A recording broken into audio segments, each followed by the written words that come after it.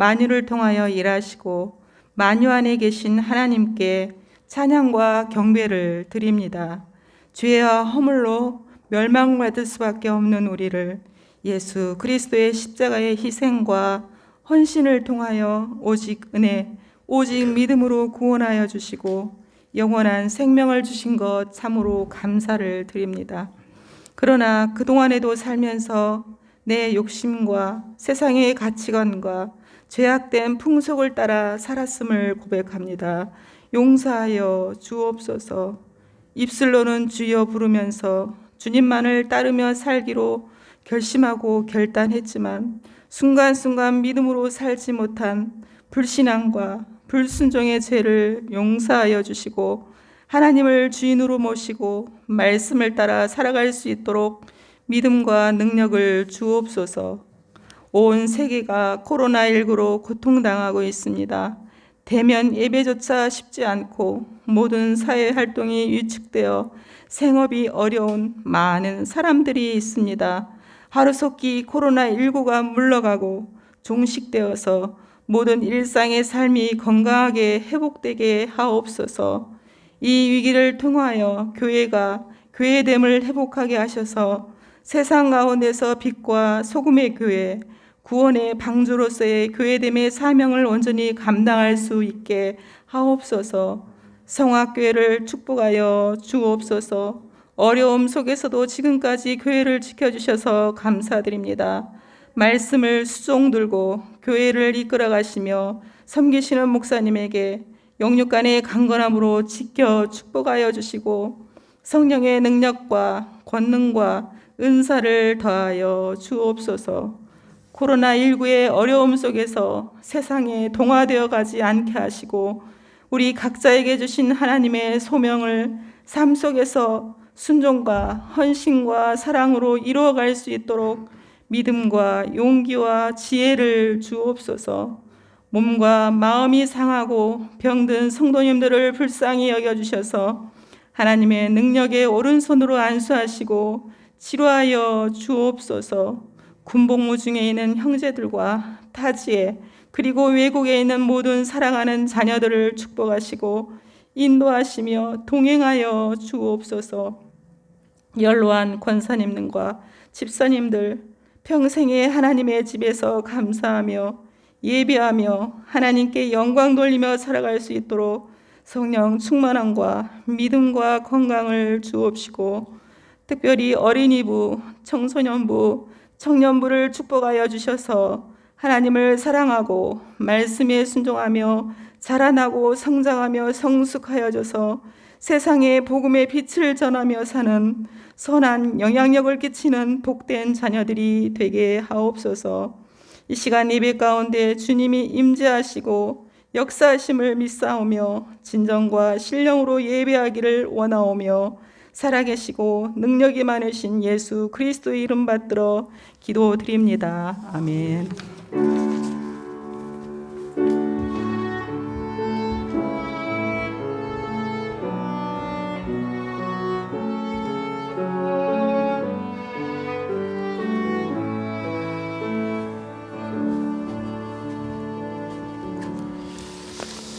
아멘. 우리 하나님 말씀 같이 좀 읽겠습니다. 두 곳을 볼 텐데 에스겔서 47장 말씀입니다. 그리고 요한복음 7장 37절과 38절을 읽겠습니다. 에스겔서 47장 1절에서 5절까지 말씀 보겠습니다.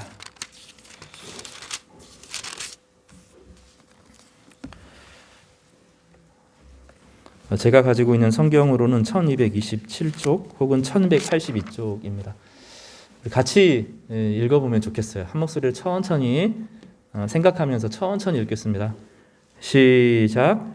그가 나를 데리고 성전 문에 이르시니 성전의 앞면이 동쪽을 향하였는데 그 문지방 밑에서 물이 나와 동쪽으로 흐르다가 성전 오른쪽 제단 남쪽으로 흘러내리더라.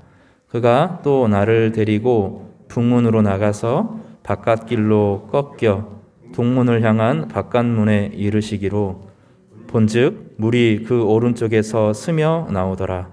사람이 손에 줄을 잡고 동쪽으로 나아가며 천척을 측량한 후에 내게 그 물을 건너게 하시니 물이 발목에 오르더니 다시 천척을 측량하고 내게 물을 건너게 하시니 물이 무릎에 오르게 다시 천척을 측량하고 내게 물을 건너게 하시니 물이 허리에 오르고 다시 천척을 측량하시니 물이 내가 건너지 못할 강이 된지라. 그 물이 가득하여 헤엄칠 만한 물이요 사람이 능히 건너지 못할 강이더라. 아멘. 한 군데 더 보겠습니다. 요한복음 7장 37절과 38절입니다. 이 두 본문은 예수님께서 이 본문을 가지고 말씀하신 본문이기 때문에 구약의 말씀이 신약에 어떻게 성취되고 우리에게 어떻게 적용되어지는지를 살펴보는 중요한 말씀입니다. 요한복음 7장 37절과 38절입니다. 같이 읽겠습니다. 시작. 영절 끝날 곧 큰 날에 예수께서 서서 외쳐 이르시되 누구든지 목마르거든 내게로 와서 마시라. 나를 믿는 자는 성경의 이름과 같이 그 배에서 생수의 강이 흘러나오리라 하시니. 아멘. 오늘 성전에서 시작된 생명의 강이라는 말씀으로 은혜를 나누고자 합니다. 한번 따라서 해볼까요? 성전에서 시작된 성령의 강 혹은 생명의 강, 이런 말씀을 함께 좀 나누면서 우리 자신을 좀 되찾는, 오늘 말씀 시간에 은혜를 나누고자 하지만 우리가 누군지 정신을 똑바로 차리고 알지 못하면 세상에 금방 미혹되어지고 약해집니다. 내가 누군지 분명해져야 되는데 오늘 말씀을 통해서 지난주 말씀과 함께 성전이라고 하는 것을 중심으로 은혜를 나누고자 합니다. 예배 전에도 말씀드렸던 것처럼 지금은 이제 설교자들도 마스크를 다 써야 됩니다. 예배 인원은 좀 자유로워졌고 여러 부분에서 느슨해졌는데 공적으로 사람들 앞에 서는 사람들은 마스크를 다 쓰도록 해서 저도 마스크를 쓰고 국가의 법을 좀 존중하기로 했습니다. 이해해 주시면 감사하겠습니다. 이번 주에 여러분과 통화를 했습니다. 이제 한 분은 신앙의 진지한 고민들을 처음으로 저에게 꺼내 놓으시면서 자신의 삶에 대해서 물어보고 같이 대화를 나누어 한 2시간 동안 통화를 했는데 너무 기뻤습니다. 그런 분도 계셨고 또 한 분은 코로나가 한 해 동안 어떻게 보내셨습니까? 라고 물어보니까 감옥에 갇힌 것 같다. 이런 말을 하시더라고요. 근데 그 말을 듣고 보니까 내가 아직 감옥에 갇혀본 적은 없지만 꼭 감옥에 있는 것 같은 생각이 들더라고요. 특별히 어디 못 가게 하는 것도 아니고 갈 수 있는데 가면 안 될 것 같고 정서적인 감옥에 이렇게 갇혀서 일상의 삶을 정말로 다 살지 못하는구나, 그런 생각을 해보게 되었습니다. 설교할 때도 제가 웃고 설교하고 있는데 웃음을 보일 수도 없고 또 여러 부분에서 삶이 무너지는 것 같은 그런 순간들을 경험합니다. 그런데 어김없이 삶은 다시 돌아오고 자연을 보면 하나님은 여전히 일하고 계시고 감은 주렁주렁 열려 있고 이제 벌써 다 따는 시기가 다 땄죠. 밤은 벌써 다 떠나갔고 이제 단풍도 얼마나 곱게 있는지 이 빨간 단풍, 노란 단풍과 하늘이 어우러지는 것을 보면서 하나님께서 여전히 일하고 계신다 하는 생각을 하게 되었습니다. 이 감옥, 코로나의 감옥은 사실은 누가 준 게 아니라 인간 스스로 만든 감옥입니다. 넘어서는 안 될 경계, 자연의 경계를 자꾸 침범하면서 그 경계가 있는데, 인간과 자연의 경계가 있는데 그 자연의 경계를 넘어서니 무너지는 것입니다. 이번 주에 가슴 아픈 이야기를 하나 읽었는데 인도네시아에 전 세계에서 가장 큰 팜 농장이 있다는 겁니다. 팜이라는 게 기름을 짜내는 건데 팜유를 만드는 그 농장이 있는데 이제 한국 기업이 가서 불을 내면 안 되는데 불을 냈고 엄청나게 큰 인도네시아 서울만큼 공간이 서울 공간만큼의 숲을 훼손하고 거기에 그 팜을 심었다는 이야기를 들었습니다. 그리고 그걸 이제 고발하는 BBC 뉴스를 보기도 했습니다. 이렇게 자연을 돌보고 지켜야 될 사람들이 경계를 넘어서니 자연이 무너지면 인간도 무너지기 때문에 하나님께서 인간의 삶을 더 이상 팽창하지 못하도록 막으시는 중요한 흔적이 있습니다. 코로나는 우리가 만들어내는 재앙입니다. 그래도 하나님의 은혜는 흐르고 인간이 더 이상 자연으로 나가지 못하게 될 때 자연은 놀랍게도 인간이 살 수 있는 환경으로 다시 돌아오는 거죠. 우리가 지금 멈춰 있는 동안에 자연은 빨리빨리 모습을 회복해서 인간이 다시 그 세상에 살 수 있도록 환경을 만들어주는 겁니다. 참 놀랍게도 재앙으로 보이는 이 재앙이 재앙 가운데 쉼이 있고 다시 우리가 세상을 살 수 있도록 기회를 만들어주는 그런 특징이 있다는 것도 알게 되었습니다. 우리는 그 흔적들을 많이 봅니다. 그런 의미에서 저를 한번 따라서 해보십시오. 삶은 다시 돌아온다. 하나님께서 이 삶을 돌아오게 하십니다. 그것은 이 교회적으로도 그렇고 개인적으로도 그렇고 국가적으로도 그렇고 믿음으로 세상을 살아가려고 하는 모든 사람들을 향하여서 삶을 다시 돌려보내 주십니다. 이것이 하나님의 은총입니다. 삶은 반드시 돌아옵니다. 그래서 이 멈춰있는 삶 동안에 하나님께서 우리에게 깨닫게 하시는 것이 무엇인지를 잘 분별하고 말씀으로 깊이 은혜를 사모하면서 하나님 뜻을 구하는 것이 삶의 지혜라고 생각합니다. 하나님께서 삶은 돌아온다 하는 것을 이스라엘에게 가르쳐주기 위해서 절기를 주셨습니다. 절기를 지키면서 아무리 어려운 상황에서도 삶은 다시 돌아온다 하는 것을 가르쳐 주었습니다. 6월절은 이제 종교력으로 1월 1일인데 하나님의 구원이 시작되었다 하는 것을 시작하면서 맥추절이라고 하는 절기, 봄 추수를 거쳐서 나중에 이제 수장절 혹은 초막절이라고 하는 절기가 이어집니다. 이스라엘 백성들이 나중에 바벨론이라고 하는 포로 시기에도 이걸 지켰어요. 예루살렘 성전에 가지는 못했지만 6월절을 지키고 맥추절을 지키고 수장절을 지키면서 이 초막절, 수장절, 장막절을 지키면서 하나님의 은혜는 돌아온다. 하나님의 은혜는 돌아온다. 이런 고백을 했습니다. 그리고 정말로 하나님께서 그들을 돌이키셔서 돌아오게 하시고 다시 삶의 일상을 살아갈 수 있도록 허락하여 주셨습니다.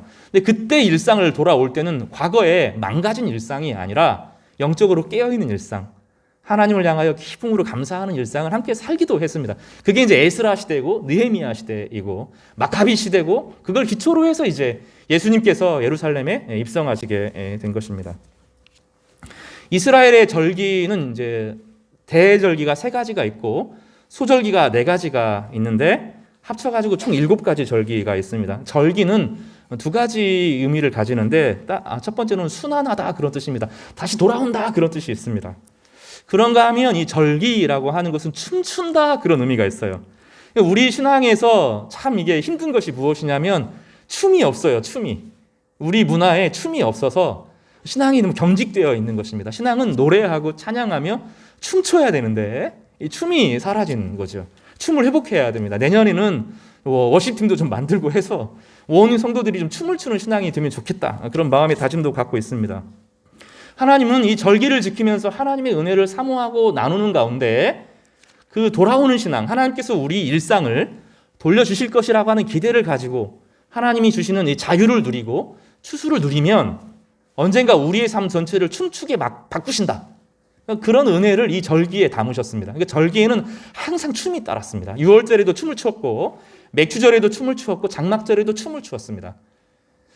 우리 신앙에 이 춤추는 은혜가 회복되었으면 참 좋겠다는 생각이 듭니다. 오늘 본문 요한복음 7장 37절과 38절은 짧은 에피소드이지만 사실은 앞에서부터 보면 7장 전체가 아주 긴 메시지로 되어 있는데 오늘은 그 중에서 예수님께서 하신 말씀을 중심으로 이 초막절과 함께 에스겔의 메시지와 함께 연결해서 우리 시대의 초막절이 무엇인가, 내가 어떻게 살아야 되는지를 살펴보고자 합니다. 이 초막절은 유대인의 3대 대표적인 큰 절기의 3개 중에서 마지막 절기에 속합니다. 6월절은 자유를 선언하고 선포한다면 맥추절은 이제 성령 강림을 의미해 오순절과 더불어서 성령의 강림을 말하고 마지막 수장절은 이제 올리브나 포도를 창고에 담아둬요. 이렇게 쟁여놓거든요. 그래서 물건을 쟁인다, 수수한다라는 의미를 가져서 수장절이라고도 부르고 또 수장절에 이스라엘 사람들이 일주일간 밖에 다 나갑니다. 밖에 다 나가서 초막을 지어놓고 일주일간 생활을 해요. 텐트를 치고 삽니다. 그래서 그것을 초막절이라고도 부르고 또 장막에 거하기 때문에 장막절이라고 부르는 그 절기입니다. 예수님은 이 요한복음 7장은 초막절을 배경으로 예수님께서 갈릴리에서 사역하시다가 예루살렘으로 올라가셔서 아주 독특한 선포를 하시는데 이 선포를 듣는 그 많은 사람들 중에서 저 사람 말이 옳다라고 하면서 예수님으로 분위기가 확 휘어가는 그런 일이 있었고, 바리새인과 사두개인들은 딱 등을 지는 이런 이제 전선을 형성하는, 그래서 죽이고 싶지만 사람들의 여론 때문에 죽이지 못하는 건데, 왜냐하면 그 사람들이 생각할 때 메시아가 할 일이 이 초막절을 회복하는 것이다 하는 것을 알았기 때문입니다. 이 초막절 기간에 예수님께서 올라가신 거예요. 추수감사절에 올라가신 겁니다. 그때 이제 어떤 일을 하냐면, 사람들은 뭐 하냐면 밖에 다 나가요. 예루살렘 성이 텅 빕니다. 텅 비고 밖에 나가서 텐트를 다 치고, 그 텐트를 치는데 우리 같이 가죽 텐트를 치는 것이 아니고요. 또 뭐 쿠팡 뭐 이런 거, 쿠팡이 아니라 뭐 쿨팡 이런 거 치는 게 아니고, 코오롱 이런 거 치는 거 아니고, 나무를 꺾어서 초막을 만들어 놓고 거기서 일주일을 삽니다. 장막에 가기 때문에 물을 아주 제한적으로 가지고 갈 수밖에 없습니다. 그 초막절에서 하는 게 무엇이냐면, 예전에 하나님께서 이스라엘 백성들에게 그 과거에 모세 시대에 자유를 주신 것처럼 어떠한 어려움에서 다시 자유를 주실 것이다 하는 것을 기념하는 거예요. 과거의 광야 생활을 재현합니다. 이 광야 생활을 재현하면서 제사장들은 뭘 하냐면, 일주일에 한 번씩 예루살렘 안에 있는 기혼이라고 하는 샘이 물이 콸콸콸 쏟아져 나오는데, 거기서 물을 길어서 예루살렘 성전까지 가서 붓습니다. 이걸 매일 한 번씩 해요. 그리고 초막절이 마지막 날에 이스라엘 백성들은 초막에 있다가 다 예루살렘으로 모여듭니다. 모여들고 이 기온샘에서 물을 7번을 이제 한 번이 아니라 왔다 갔다 하면서 물을 이렇게 붓습니다. 이 물이라고 하는 것은 광야 생활에서 없으면 죽는 거잖아요. 하나님께서 우리의 광야 생활의 어려운 생활 가운데 물을 공급하셨던 것처럼 이 물이 기적적으로 공급되었거든요. 샘이 있는 곳으로 돌아다니는 것이 아니라, 가다 보면 반석이 나오는데, 큰 반석들, 바위 지대가 나오는데 갑자기 없던 바위가 거기 생기는 거예요. 그러면 거기 모세가 그 반석을 딱 치면 물이 콸 쏟아져 나와서 이스라엘 백성들이 마셨어요. 반석이, 움직이는 반석이 있었다고 말합니다. 그러니까 그 돌을 치면 물이 나오는데, 히브리서에서는 그 반석이 예수님이었다, 이렇게 설명을 하고 있습니다. 예수님께서 이스라엘 백성들에게 만나를 통하여서 일상을 공급하실 뿐만 아니라 어려울 때마다 물을 주셔서 그들로 하여금 삶을 살게 하셨던 것을 기념하는 것입니다. 우리의 일상은 쉽지 않습니다. 주님께서 우리를 향하여서 뭐라고 말씀하시냐면, 일용할 양식을 구하라, 그렇게 하셨어요. 우리가 어떤 야망과 꿈을 성취하는 삶을 살기도 하지만, 우리 일상의 많은 부분은 사실은 일용할 양식을 통해서 공급되어집니다. 우리의 불안은 무엇이냐면, 정말로 공급해 주실까? 이러다가 망하는 거 아닐까? 이 길을 계속 가다가 끝나는 거 아닌가? 인생의 기회가 주어지지 않는 것은 아닌가? 내가 내 자녀 제대로 건사할 수 있을까? 내 미래가 있을까? 이런 두려움이 어느 순간 우리를 확 섭쳐요.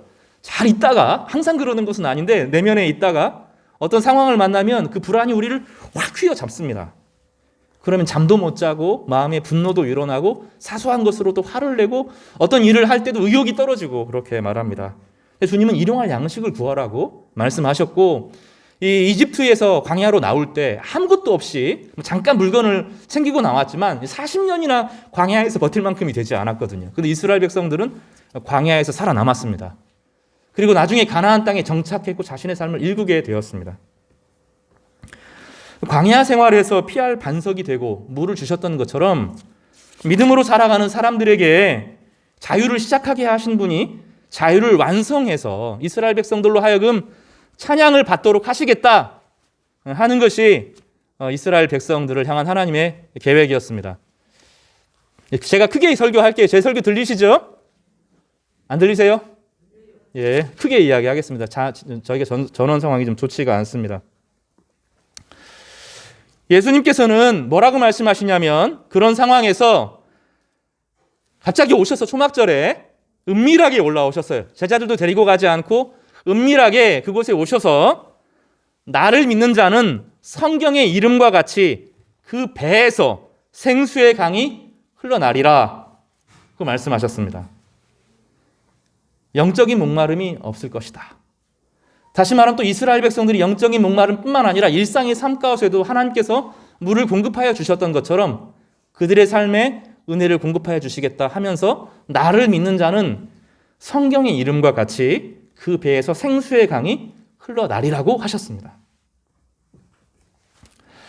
예수님 안에 우리가 그런 은혜를 경험합니다. 이스라엘 백성들이 광야 생활을 하면서 물 때문에 바짝 마른 인생을 살면서 물 한 그릇이 얼마나 귀한지 알았던 것처럼 이스라엘 백성들이 1년에 한 번씩 일주일간 광야 생활을 재현하면서 물 없이 광야 생활을 지내면서 답답할 때 주님께서는 일상을 공급하셨던 것처럼 삶 가운데 생수를 공급하여 주셨던 과거의 경험처럼 너희들의 삶에도 내가 친히 생명의 말을, 생명의 말씀을, 생명의 강수를 흘려보낼 것이다. 두려워하지 말라고 이스라엘 백성들을 영적으로 위로하셨던 것입니다. 사마리아 여인을 향하여서도 물을 기는 자에게 뭐라고 말하냐면 나를 믿으면 그 영원히 마르지 않는 생수가 터져 나올 것이다. 이렇게 말씀하여 주셨습니다. 그런 의미에서 요한복음은 물의 본문입니다. 물과 빛의 본문인데 물을 공급하여 주시는, 생명을 공급하여 주시는 하나님의 은혜를 주시겠다고 약속하신 것입니다. 주님께서 선포하셨습니다. 초막절의 마지막 날 가나안 땅 그 기온샘에서 물을 왔다 갔다 기르면서 이스라엘 백성들이 물잔치를 그때 벌이거든요. 나중에 물을 막 얹으면서 물이 충만하면서 막 물장난하고 그러면서 하나님께서 광야 생활에 물을 주셨던 것처럼 우리 일상의 삶 가운데도 하나님께서 축제를 하게 하실 것이다라고 기대하게 하시는 거예요. 성도 여러분, 이 기대는 중요합니다. 신앙생활을 하면서 절망적으로 꾹 참는 것이 아니라 하나님께서 내 일상에 주님의 은혜를 사모하는 자에게 이 물을 퍼부어 주셔서 우리로 하여금 영적인 가람뿐만 아니라 우리 일상의 가람, 일용할 양식을 공급하여 주실 것이다라고 하는 기대는 너무너무 중요한데 그 다른 분이 하는 것이 아니라 예수님 자신이 그 일을 하시겠다고 선포하시는 것입니다. 초막으로 나가는 수고를 이스라엘 백성들은 기꺼이 감수했습니다. 먹을 것도 싸가지 않고 물도 제한적으로만 가지고 가서 광야로 나아가면서 일주일 동안 뭘 하냐면 그 두 초막절을 보내면서 일주일 동안 그 자기를 다 비워냅니다. 이 초막절 바로 전에 일주일 전에 대속죄일이 주어집니다. 속죄일 하고 초막절을 하고 나서 마지막 날에 이제 수장절, 장막절 하는 그 마지막 잔치가 열리면서 축제로 딱 바뀝니다. 대속죄 따라서 해볼까? 대속죄일, 광야 주간, 그리고 초막절 이렇게 됩니다. 초막절 혹은 장막절, 수장절 이렇게 진행이 되는데 이 대속죄일에는 어떤 일이 벌어지냐면 대제사장이 성전에 들어가고 또 밖에서는 아사셀 양이라고 해가지고 한 마리는 하나님께 바쳐드리고 하나는 이스라엘 백성들의 모든 죄임을 짊어지고 광야로 내보내게 됩니다. 그 일주일간 그리고 나서 이제 5일 후에 이 초막절이 열리게 되는데 이 대속죄일 기간 동안에 그 초막절 기간 동안에 이 일상을 일주일간의 삶을 살면서 이스라엘 백성들은 자신의 과거 한 달에 1년간의 삶을 다 정산을 하는 겁니다. 그때 내가 미워했던 사람들, 내 마음의 욕심과 분노들, 증오들, 미움들을 내 안에 품고 산단 말이죠. 근데 품고 사는데 일상을 지내보면서 그냥 잊혀져요. 미웠다가 어느 순간 사라지고 그냥 잊혀집니다. 아련하게 남아요, 마음속에. 근데 그게 남는 게 아닙니다. 잊혀지는 것이 사라지는 게 아닙니다. 우리 안에 남아서 또아리를 틀고 있다가 독소를 발하고 우리 영혼을 좀먹어요, 그게. 분노와 미움과 근심과 염려가 우리 마음을 좀먹어요. 하나님에 대해서 서운한 것들, 그런 게 있잖아요, 살다 보면.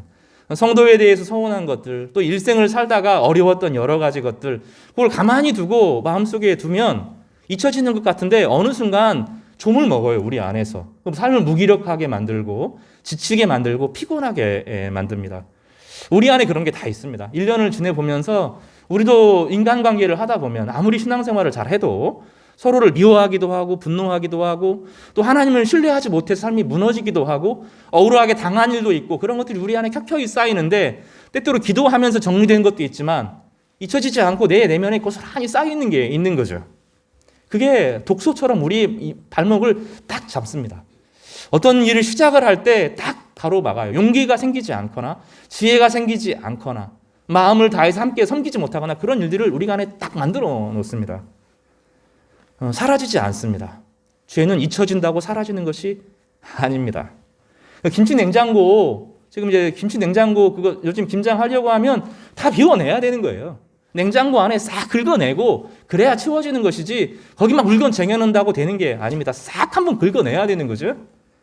우리 마음도 그래요. 우리 영혼도 영혼 깊은 곳에 죄의 흔적들이 깊이 깊이 있고 원망하고 불평하고 미워하고 싫어하고 증오하고 막 포기하고 했던 것들이 꽉 껴안은 거 있습니다. 시간이 지나서 무뎌졌을 뿐이지 고스란히 남아 있습니다. 이스라엘 백성들은 이 대속죄일을 기준으로 해서 광야 생활하면서 다 털어내는 거예요. 다 털어내고 내가 하나님의 은혜로 살았구나 하고 자신을 다 비웁니다. 그 대속죄일에만 정식으로 금식하게 되어 있어요. 규정적으로 1년에 딱 한 번 공식적으로 금식하게 되어 있는데 금식하고 죄를 양에게 떠안기면서 제사장에게 떠안기면서 다시 모든 관계를 리셋하고 정상으로 돌이키게 하는 엄청난 일들이 벌어지는 것입니다. 비우면 하나님께서 새롭게 채워주시는데 그 채워주시는 은혜를 이 대속죄일 이후로 일주일 지나서 광야 생활하고 난 이후로 다시 성전 앞에 모여서 물을 껴안으면서 우리를 구원하신 하나님의 은혜를 칭송했던 것입니다. 사랑하는 성도 여러분, 지난 한 해를 이제는 정산해야 됩니다. 사람들과의 관계에서, 내 마음의 안에서, 또 하나님과의 관계에서 쌓여진 찌꺼기들을 싹 긁어내야 됩니다. 깨끗이 긁어내는 과정들을 예수님 안에서 해야 되는데 그렇게 비워내면 좌절된 꿈, 염려들, 근심들을 싹 비워내고 나면 하나님께서 새로운 가능성, 그전에는 보이지 않았던 새로운 길을 보여주시고 그전에는 없었던 새로운 안의 생명이 내 안에서부터 쫄쫄쫄쫄 생겨나는데 그것이 우리에게 힘이 되고 능력이 되어서 어떤 일도 감당할 수 있는 용기를 허락하여 주시는 것입니다. 그런 은혜가 여러분에게 있기를 바랍니다. 예수님께서 그걸 하는 거예요. 나를 믿는 자는 그 배에서 생수가 흘러날 것이다 하고 담대하게 선포하는데 지금 그 말을 듣는 사람들의 마음이 뜨거워지면서 와 정말로 그렇구나. 이 대초막절에 있었던 그 외적인 것은 예수님이 오시려고 하는 것이고 예수님께서 우리를 깨끗이 씻으시는 이 영적인 부흥을 주신 분이시구나 하고 그들이 아멘하고 화답하는 사람들이 많아졌던 것입니다. 물론 이제 반발도 강력했습니다. 주님은 우리에게 생수를 주시는 분이십니다. 영적인 생수를 공급하여 주시고 삶의 은혜를 공급하여 주십니다. 안 됩니다. 우리 많은 것들이 안 되는 것, 이거 도무지 안 되는 것들이 있어요. 근데 잘하고 나면 됩니다. 내가 자라나고 나면 별일이 아닌 것들이 있어요. 어릴 때 몇 센치를 뛰어넘어봐 하는데 못 뛰어넘는 것들이 있잖아요. 근데 어느 순간 보면 아무것도 아니에요.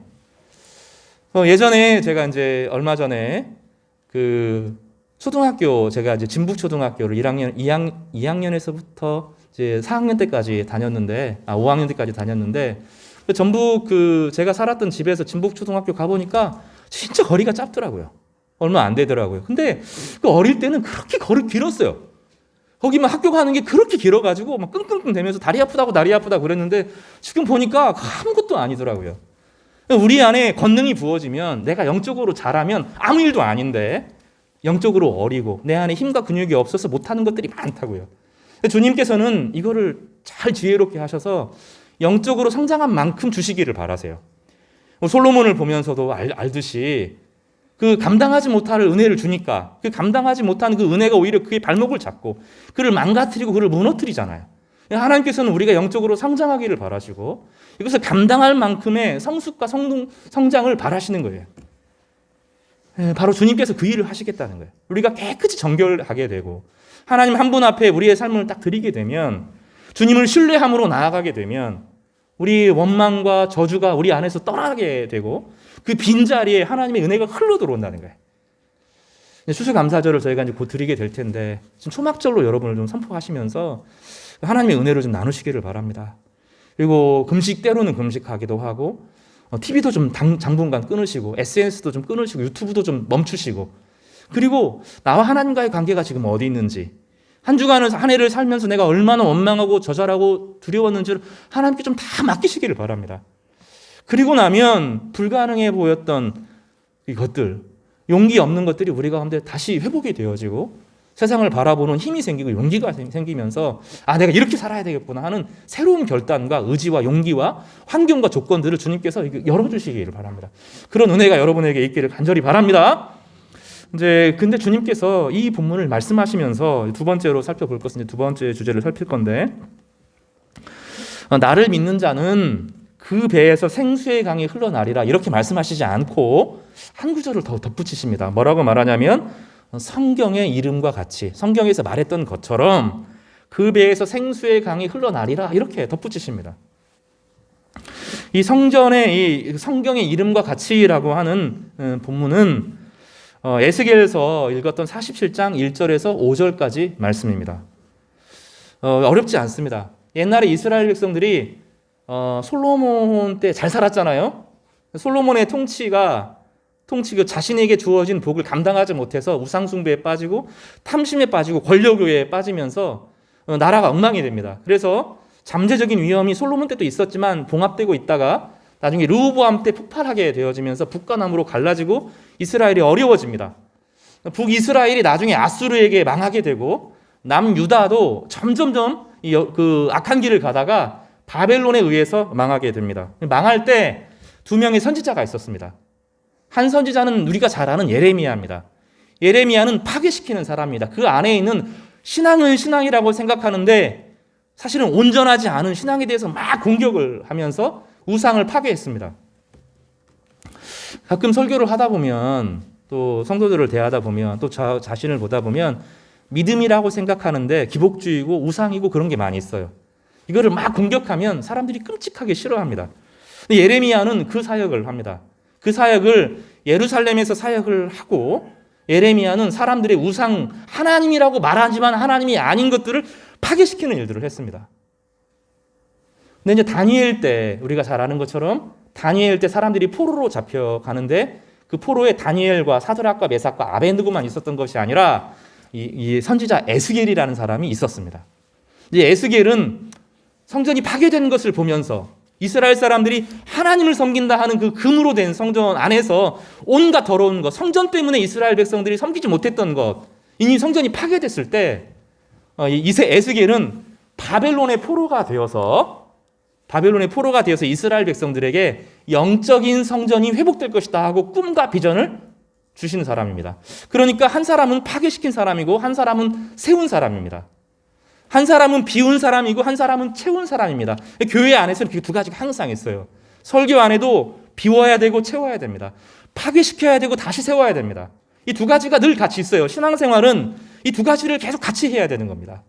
내 안에 아무리 신앙생활 잘해도 내 안에 우상이 있다 하는 것을 고백하면서 우상과 죄와 분노들을 하나님 앞에 쏟아내야 됩니다. 그러고 나면 하나님께서 비전을 주세요. 이것이 이스라엘의 역사 가운데 예레미야와 에스겔의 사역이었습니다. 근데 에스겔은 크게 두 가지 사역을 했는데 하나는 이스라엘 성전이 지금 허물어진 것이 나쁜 것이 아니라 진짜 성전이 세워지기 위한 것이다. 그리고 성전에 대한 이야기를 했고 또 하나는 성령이 오실 것이다. 성령이 오시는데 이 성령은 사람 마음 가운데 하나님의 영으로 찾아오셔서 하나님 자신이 성도들 가운데 살 것이다. 이 두 가지를 이야기가 나중에 보면 이 두 가지가 사실은 하나의 비전으로 이어지게 되죠. 에스겔서는 36장에 에스겔을 향하여 인자야 마른 뼈가 살아나겠느냐, 죽어있는 것들이 하나님이 능력으로 임하시면 살겠느냐 이런 질문을 하면서 마른 뼈들이 살아나는 환상을 봅니다. 교회의 문제는, 성도들의 삶의 문제는 세상의 방식과는 좀 달라요. 외적인 가능성을 막 이루고 계획을 딱 세운다고 되는 게 아니에요. 성도는 좀 달라요. 우리는 그런 방식으로 인생을 못 살아요. 그런데 다른 방식으로 우리가 하나님 앞에 자신의 마음을 비우고 염려를 맡기고 죄를 맡기고 나면 예수님 안에서 성령이 부어지는데 그러면 달라져요. 인생이. 눈빛이 달라지고 삶의 표정이 달라지고 만나는 삶의 방식이 달라지고 세상을 대하는 방식이 달라지고 안에서 용기가 솟아나는데 그러면서 세상을 딱 이기게 되는 겁니다. 이게 하나님 백성에게 있는 독특성입니다. 에스겔은 그 비전을 설교하는 거예요. 또 하나는 뭐냐면 이스라엘 안에서 개개인의 한 사람이 성전으로 성령에게 죽은 사람들과 같이 바짝 마른 사람들이 성령으로 임하여서 회복된다 라는 것 더불어서 하나는 성전의 회복을 이야기합니다. 성전이 점점점 자라나요. 에스겔의 성전은 성장합니다. 질 때마다 크기가 달라지고 규모가 달라집니다. 성전은 점점점 커지고 나중에 그 하나님의 영광이 그 안에 가득하게 되면서 성전이 완성되어지는 것을 봅니다. 그럼 예수님께서는 뭐라고 말씀하셨냐면 그 성전이 건물이 아니고 민족적으로 예루살렘의 성이 회복되는 것이 아니고 성도가 성전이다. 내가 성전이다. 예수님께 자신이 성전이라고 말씀하셨고 그러셨어요. 주님께서 내가 성전보다 크다 이렇게 말씀하셨고 더 나아가서 너희에게 성령을 주실 것인데 너희가 성전이 될 것이다 하는 말씀을 하셨고 바울이 그것을 보증하면서 너희가 성전인 것과 하나님의 영이 너희 가운데 거하시는 것을 알지 못하느냐 이렇게 선언하십니다.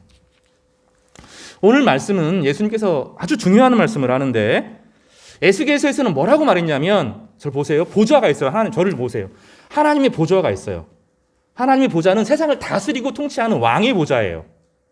하나님께서 말씀을 선포하세요. 그리고 그 보좌에서부터 생수가 흘러나와서 세상 전체에게 가득하면서 죽어있는 모든 것을 살린단 말이죠.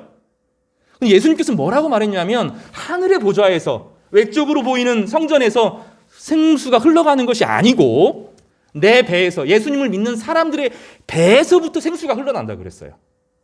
다시 말하면 하늘의 보좌가 아니라 성도들의 마음에 하나님의 보좌가 있고 성도들의 마음 가운데 내면에서부터 생명수가 흘러나온다는 거예요. 예수님은 그 완전히 구약 성경에 있는 것들을 다 자신 안에서 완전히 해석하여서 십자가 안에서 어떤 일이 벌어지는지를 설명하시고 성도들에게 어떤 일이 벌어지는지를 보여주는 거예요.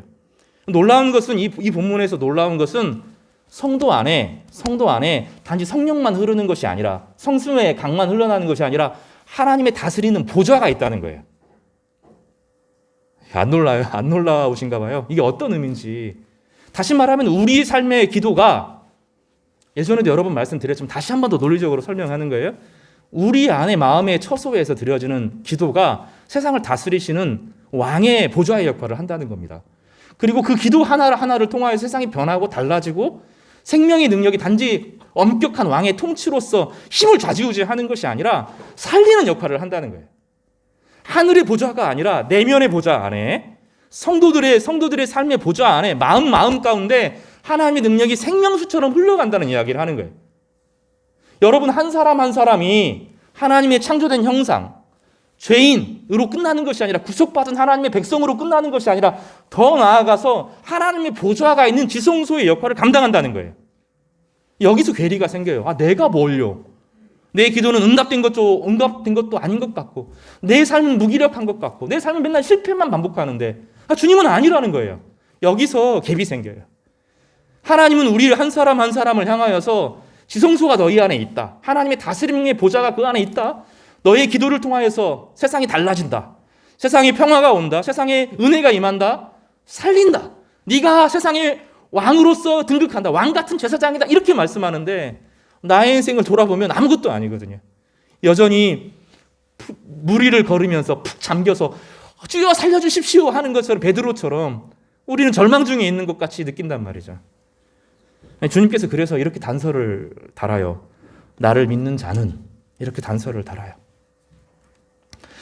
주님을 바라보라는 거예요. 베드로가 폭풍 속에서 주님을 만나고 나서 주여 제가 걸어도 되겠습니까? 이렇게 말하죠. 바람이 막 치고 태풍이 막 치는데 서핑하는 것도 아니고 거기를 믿음 하나를 가지고 딱 걸었단 말이죠. 정말 이 물 위를 걷게 돼요. 근데 우리 신앙생활이 꼭 그런 것 같죠. 물 위를 걷는 것 같이 느껴져요.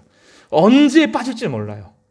언제 푹 잠길지 몰라요. 언제 이 삶이 나를 움켜잡을지 몰라요. 주님께서 베드로를 딱 건지시면서 뭐라고 말씀하시죠? 왜 의심하였느냐? 이렇게 물어보잖아요.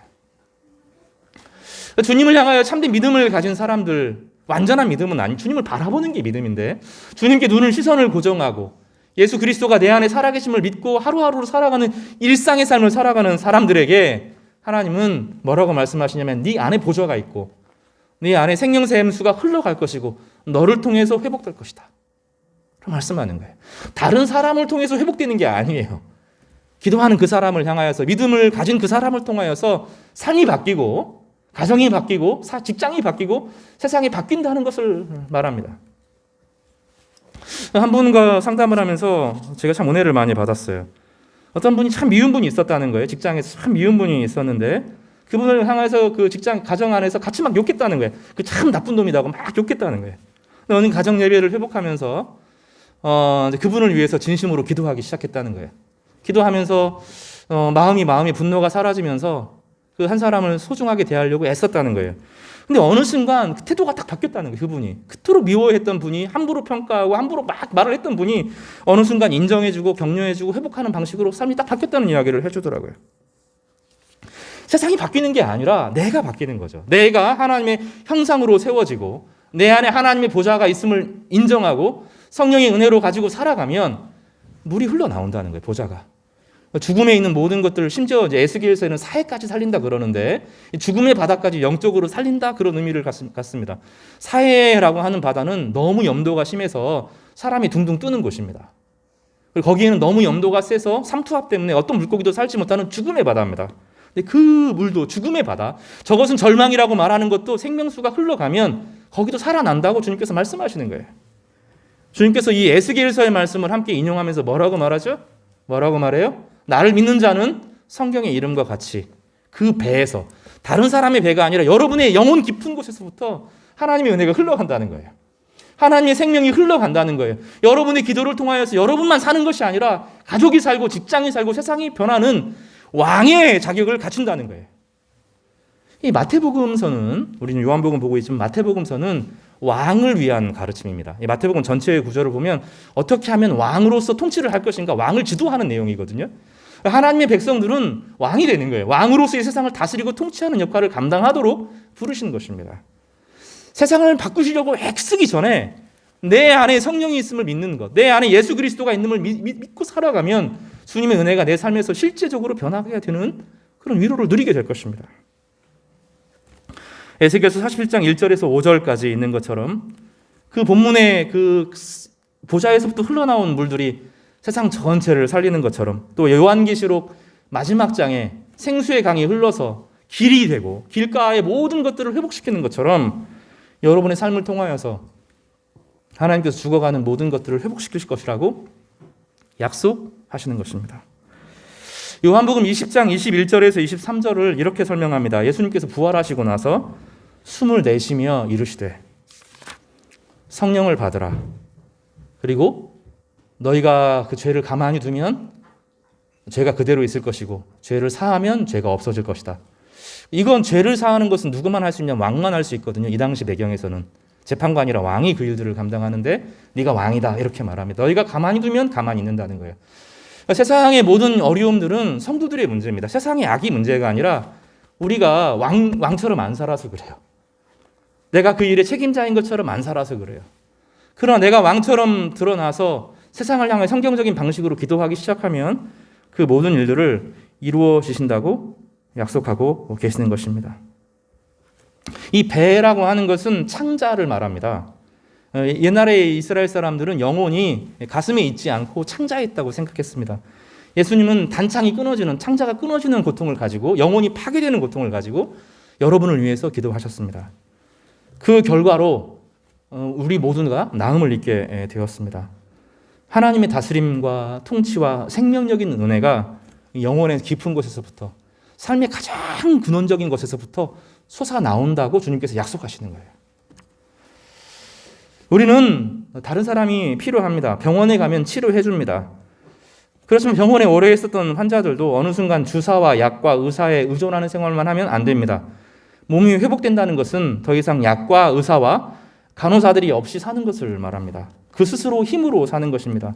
근데 우리는 코로나 시절을 보내면서 정서적으로 약해졌고 더 의존적이 되었고 더 집착하고 더 외로워졌습니다.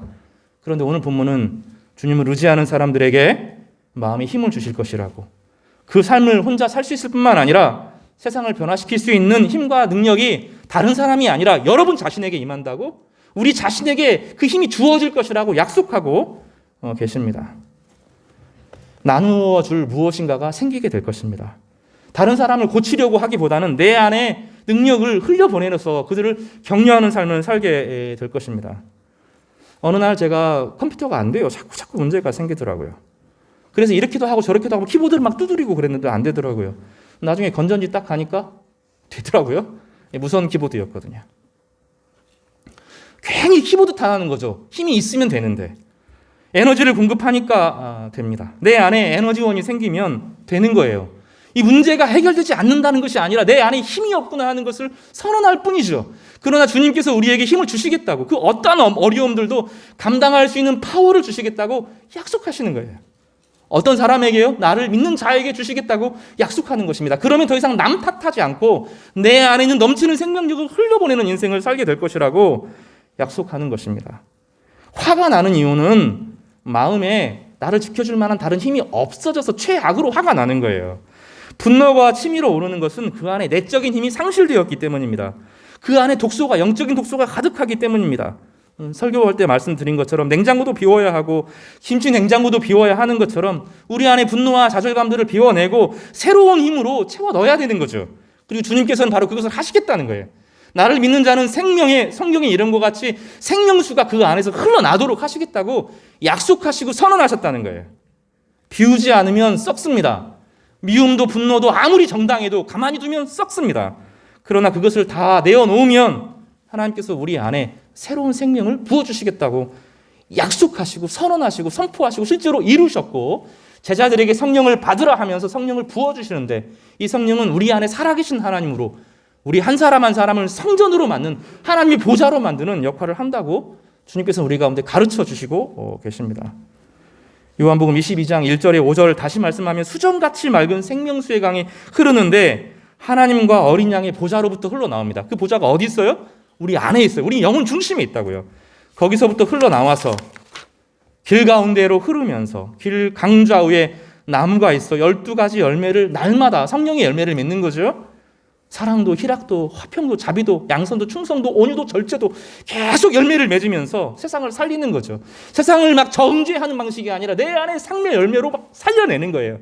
사랑으로 살려내고 희생으로 살려내고 기쁨으로 살려내고 화목으로 살려내고 은혜가 막 흘러가는 거죠. 성도들을 통하여서 넘치는 은혜가 흘러가도록 말씀하십니다. 그때 저주가 끊어지게 되고 하나님을 섬기며 하나님의 얼굴을 대면하여서 보고 하나님을 무서워하지 않고 아버지로 섬기게 되고 다시 밤이 없겠고 성도들이 세세토록 왕노로 달 것이라고 선언하고 약속하고 있습니다. 이 본문은 미래에 이루어질 뿐만 아니라 이미 우리 안에 이루어지고 있는 것입니다.